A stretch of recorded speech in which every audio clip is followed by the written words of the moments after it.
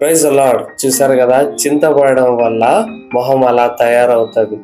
మొహం చర్మము ముడతలు కావడం, మొహం ముసలి వాళ్ళుగా కావడం, ఆరోగ్యం క్షీణించిపోవడం, ఇలా తయారవడం జరుగుతుంది.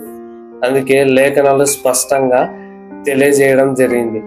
పేతురు రాసిన మొదటి పత్రిక 5వ అధ్యాయం 7వ వచనంలో ఆయన మిమ్మును గూర్చి చింతపడుతున్నాడు గనక మీ చింత యావత్తు ఆయన మీద వేయండి అని లేఖనాలు స్పష్టంగా తెలియజేయడం జరిగింది.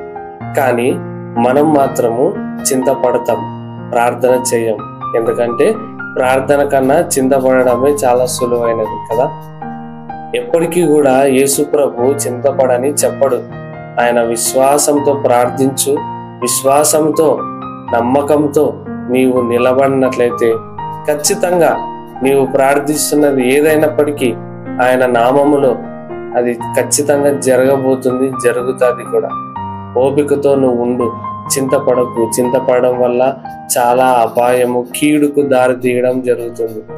కాబట్టి దేవుని మాటలను జ్ఞాపకం ఉంచుకో. ఆయన నిన్ను గూర్చి చింతపడుతున్నాడు, నువ్వు చింతపడాల్సిన అవసరం లేదు. చింతపడడం ఆయన పని, ప్రార్థన చేయడం, విశ్వాసంతో ఉండడం అది నీ పని. దేవుడు నిన్ను, నీ కుటుంబం దీవించును గాక. God bless you.